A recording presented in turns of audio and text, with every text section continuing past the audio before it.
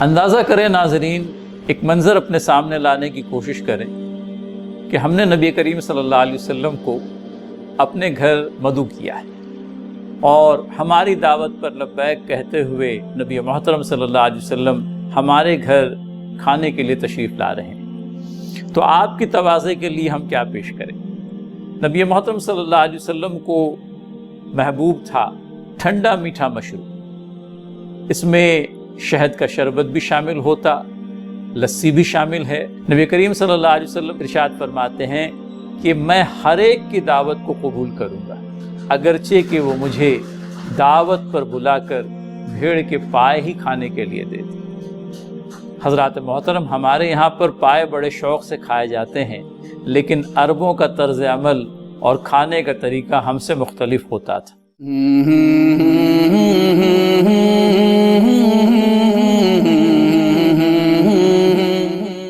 الحمدللہ رب العالمین والصلاة والسلام علی رسولہ الامین وعلیہ وصحبہ اجمعین۔ محترم ناظرین، عزت مآب ناظرات، السلام علیکم ورحمۃ اللہ وبرکاتہ۔ تذکرہ خیر البشر کو آگے بڑھاتے ہوئے صلی اللہ علیہ وسلم آج نبی محترم صلی اللہ علیہ وسلم کی دعوت اصحاب رسول اللہ صلی اللہ علیہ وسلم کس طرح سے کیا کرتے تھے۔ اندازہ کریں، اللہ کے نبی صلی اللہ علیہ وسلم کو بلایا جا رہا ہے، ایک بہت ہی عظیم شخصیت کو دعوت دی جا رہی ہے، لہٰذا ہم ایسا سمجھتے ہیں کہ انواع و اقسام کے کھانوں سے بھرپور کوئی دسترخوان ہے جو اللہ کے نبی صلی اللہ علیہ وسلم کے لیے سجا دیا جاتا ہوگا، اور پھر باصرار آپ کو کھانے کے لیے کہا جاتا۔ عادات شریفہ البتہ اس سارے ایکسٹراویگنس سے بالکل مختلف تھی۔ نبی کریم صلی اللہ علیہ وسلم ارشاد فرماتے ہیں کہ میں ہر ایک کی دعوت کو قبول کروں گا، اگرچہ کہ وہ مجھے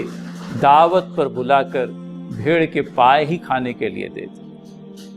حضرات محترم، ہمارے یہاں پر پائے بڑے شوق سے کھائے جاتے ہیں، لیکن عربوں کا طرز عمل اور کھانے کا طریقہ ہم سے مختلف ہوتا تھا۔ غریب لوگ بیچارے بھیڑ کے پائے کھایا کرتے تھے، اور امیروں کے حصے میں بھیڑ کے جسم کے دوسرے حصے آتے تھے، لیکن اللہ کے نبی صلی اللہ علیہ وسلم چونکہ نہایت ہی سادگی پسند تھے، لہٰذا دعوت کے اندر میں کسی خاص اہتمام کو اپنے لیے پسند نہیں فرماتے تھے، اور نہ ہی کسی قسم کی کوئی فرمائش ہوتی تھی، بلکہ یہ بات لوگوں کے سامنے آتی تھی کہ اللہ کے نبی صلی اللہ علیہ وسلم نے ایسی دعوت کو قبول کرنے کی بھی تیاری بتلائی جس میں ضیافت کے سامان کے طور پر آپ کے لیے بھیڑ کے پائے پیش کیے جائیں گے۔ عادات شریفہ کے اندر میں بیمار کی عیادت کرنا، جنازے میں شرکت کرنا، گدھے پر سواری کرنا اور غلاموں کی دعوت کو بھی قبول کرنا، یہ ساری باتیں شامل تھیں۔ اندازہ کریں ناظرین، ایک منظر اپنے سامنے لانے کی کوشش کریں کہ ہم نے نبی کریم صلی اللہ علیہ وسلم کو اپنے گھر مدعو کیا ہے اور ہماری دعوت پر لبیک کہتے ہوئے نبی محترم صلی اللہ علیہ وسلم ہمارے گھر کھانے کے لیے تشریف لا رہے ہیں، تو آپ کی تواضع کے لیے ہم کیا پیش کریں؟ نبی محترم صلی اللہ علیہ وسلم کو محبوب تھا ٹھنڈا میٹھا مشروب، اس میں شہد کا شربت بھی شامل ہوتا، لسی بھی شامل ہے، اور اسی طرح سے دوسرے ٹھنڈے مشروبات سے بھی آپ شغل فرما لیتے۔ کھانے کے اندر میں چوائس کیا کرتے تھے، ہاں یہ ضرور تھا کہ گوشت کے اندر میں دست، گردن اور پیٹھ کے گوشت کو ترجیح دیتے۔ گھر میں اگر سمجھ لیجئے روٹی موجود ہے اور کوئی سالن ہے تو روٹی کے ساتھ میں سالن کھا لیتے۔ اگر سالن موجود نہیں ہے تو اس صورت میں اگر گھر میں شہد موجود ہے تو روٹی کے ساتھ میں شہد کھا لیتے۔ تیل اگر موجود ہے تو تیل کے اندر میں روٹی بھگو کر کے کھا لیتے، اور یہاں تک بھی آتا ہے کہ اگر ان میں سے کوئی بھی شے موجود نہیں ہے اور محض سرکہ موجود ہے تو روٹی کو سرکے کے ساتھ میں ملا کر کے بھی بڑے شوق سے کھا لیتے تھے۔ حدیث ہے، نبی محترم صلی اللہ علیہ وسلم ارشاد فرماتے ہیں، سرکہ کتنا ہی بہترین سالن ہے۔ تو تواضع کا عالم یہ تھا کہ جو پیش کر دیا جاتا اس پر کسی قسم کی کوئی تنقید کیے بغیر کھا لیتے تھے۔ اور کھانا کھانے کے بعد میں جس شخص نے مدعو کیا ہے اس کا شکریہ بھی ادا کرتے، اور یہ کہ کھانا کھانے کے اندر میں جو پیش کیا گیا اس کی تعریف کرنے سے بھی نہیں چوکتے، لیکن حد سے متجاوز نہیں ہوتے، یہ کہ جس قدر تعریف ضروری ہوتی اتنی تعریف کر دی جاتی۔ پھر اللہ کے نبی صلی اللہ علیہ وسلم سے وہ روایت بھی ہم لوگوں کو ملتی ہے جو بڑی مشہور عام ہے۔ ایک جانور ذبح کیا گیا، غالباً ایک بکری ذبح کی گئی، اور بکری ذبح کرنے کے بعد میں بکری کا سارا گوشت سوائے جسم کے ایک حصے کے غربا اور مساکین میں، ضرورت مندوں میں تقسیم کر دیا گیا۔ نبی کریم صلی اللہ علیہ وسلم جب گھر تشریف لائے تو اس سلسلے میں استفسار فرمایا۔ حضرت عائشہ رضی اللہ تعالی عنہا نے کہا کہ بکری کا جس قدر گوشت تھا سب کے سب تقسیم کر دیا گیا، خرچ ہو گیا، اور اب جو بچا ہے تو وہ محض جسم کا ایک حصہ ہے، غالباً دست کا حصہ تھا جو بچا ہوا تھا۔ نبی محترم صلی اللہ علیہ وسلم نے کہا کہ تم نے جو بچا کر رکھا ہے وہ تو در حقیقت خرچ ہو جائے گا، اور تم نے جو غربا اور مساکین اور ضرورت مندوں کے اندر میں تقسیم کر دیا ہے وہ در حقیقت ہماری آخرت کے لیے بچ گیا ہے۔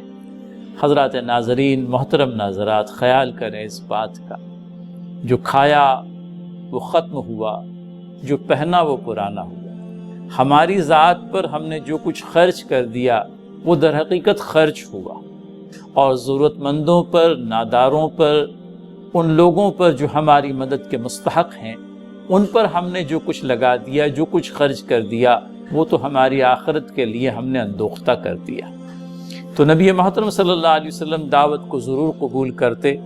پھر اس کے بعد میں یہ بھی کہ اللہ کے نبی صلی اللہ علیہ وسلم کے ایک پڑوسی کا بیان آتا ہے جو بڑا ہی اچھا سوپ بنایا کرتا تھا، اور اللہ کے نبی صلی اللہ علیہ وسلم کو پیش بھی کرتا تھا۔ ایک مرتبہ کا تذکرہ ہے کہ اس نے اللہ کے نبی صلی اللہ علیہ وسلم کی دعوت کرنا چاہی، اور دعوت میں نبی کریم صلی اللہ علیہ وسلم کو چونکہ یہ سوپ بہت ہی محبوب تھا لہٰذا یہ پیش کرنا چاہا۔ نبی محترم صلی اللہ علیہ وسلم نے کہا کیا میں اپنی بیوی کو بھی دعوت میں ساتھ میں لے آؤں؟ اس شخص نے نہیں کہا۔ دوسری مرتبہ دعوت دی گئی، اللہ کے نبی صلی اللہ علیہ وسلم نے پھر وہی بات کہی کہ کیا میں اپنی اہلیہ کو اپنے ساتھ لے آؤں؟ اس شخص نے دوبارہ منع کر دی۔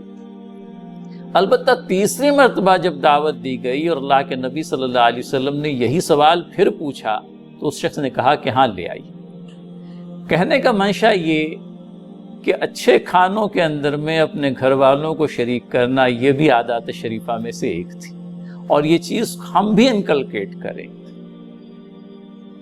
گھر کے باہر جب کوئی پرلذت قسم کی دعوت ہو تو اپنے گھر والوں کا بھی خیال آئے جو گھر پر روکھا سوکھا کھائیں گے اور ہم کوئی پرلذت قسم کی دعوت اڑائیں گے۔ اللہ کے نبی صلی اللہ علیہ وسلم کی عادت شریفہ یہ نہیں تھی،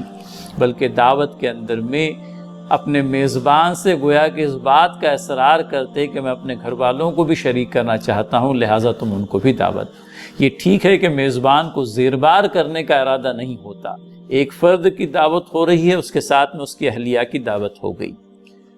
تو میزبان کو ضرورت سے زیادہ زیربار کرنا بھی مقصود نہیں ہوتا، لیکن جہاں وسعت موجود ہے، جہاں استطاعت موجود ہے، وہاں پر اپنے ساتھ اپنے گھر والوں میں سے بھی کسی کو شریک کر لیتے۔ اہل صفہ کا خاص خیال رکھتے۔ یہ وہ نادار افراد تھے جنہوں نے نبی کریم صلی اللہ علیہ وسلم کی مسجد کو ہی اپنا گھر بنا لیا تھا۔ ان کی ضروریات زندگی کی فراہمی نبی کریم صلی اللہ علیہ وسلم کے فرائض میں شامل تھی، اور کبھی کبھی تو یہ بھی سننے میں اور دیکھنے میں آیا کہ اپنے گھر والوں کی بجائے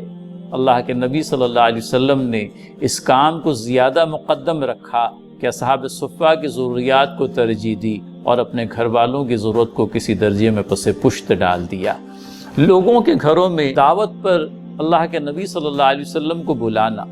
ایک غایت یہ بھی ہوتی تھی اصحاب کی کہ نبی کریم صلی اللہ علیہ وسلم گھر تشریف لائیں گے، دعوت ہوگی، اور دعوت ہونے کے بعد میں میزبان کے حق میں اللہ کے نبی صلی اللہ علیہ وسلم دعائے خیر فرمائیں گے، اور مزید یہ کہ اگر اسی بہانے گھر کے اندر میں کوئی نماز کی ادائیگی ہو جائے تو وہ بھی اپنے آپ میں ایک بہت بڑی سعادت سمجھی جاتی تھی، بلکہ گھر کا وہ حصہ جہاں اللہ کے نبی صلی اللہ علیہ وسلم نماز کی ادائیگی کرتے میزبان کے لیے آئندہ گھر میں ادا کی جانے والی نمازوں کے لیے وہ جگہ گویا کہ مصلی بن جاتی۔ تو خیر و برکات سمیٹنا بھی مقصود ہوتا۔ حضرت انس بن مالک رضی اللہ تعالیٰ عنہ کہتے ہیں کہ وہ میرے گھر میری دعوت پر کئی مرتبہ تشریف لائے اور ہم نے آپ صلی اللہ علیہ وسلم کے پیچھے نماز پڑھی۔ ایک مرتبہ کا بطور خاص تذکرہ ہے جب حضرت انس بن مالک کے ساتھ میں ایک یتیم بچہ تھا اور ان کے پیچھے ام سلیم رضی اللہ تعالیٰ عنہا نے اللہ کے نبی صلی اللہ علیہ وسلم کے ساتھ میں نماز ادا کی۔ حضرت انس بن مالک رضی اللہ تعالیٰ عنہ کی دادی نے ایک مرتبہ کھانے پر بلایا اور نبی کریم صلی اللہ علیہ وسلم کے اقتداء میں 2 رکعت نماز پڑھی۔ تو گویا کہ اللہ کے نبی صلی اللہ علیہ وسلم کی دعوت کرنا اصحاب رسول اللہ صلی اللہ علیہ وسلم کو اس لیے بھی محبوب ہوتا کہ نبی کریم صلی اللہ علیہ وسلم کی صحبت نصیب ہو جاتی، آپ کے ساتھ میں نماز پڑھنے کی سعادت نصیب ہو جاتی، آپ کے ذریعے سے اپنے حق میں دعائے خیر کرنے کا موقع ان لوگوں کو نصیب ہو جاتا۔ سادگی سے بھرپور تھے اللہ کے نبی صلی اللہ علیہ وسلم، ایکسٹراویگنس کو اپنے لیے کبھی پسند نہیں کیا، بلکہ ہر خاص و عام کی دعوت کو یوں سمجھ لیجئے کہ لبیک کہنے میں کسی پرکار کا کوئی سنکوچ نہیں ہوا کرتا تھا۔ اس گفتگو کے اختتام پر ایک مرتبہ پھر ہماری آپ سب کی یاد دہانی کے لیے اللہ کے نبی صلی اللہ علیہ وسلم نے فرمایا، جو اللہ اور روز آخرت پر ایمان رکھتا ہے اسے چاہیے کہ اپنے پڑوسی کے ساتھ میں اچھا سلوک کرے۔ جو اللہ اور روز آخرت پر ایمان رکھتا ہے اسے چاہیے کہ اپنے مہمان کا احترام کرے۔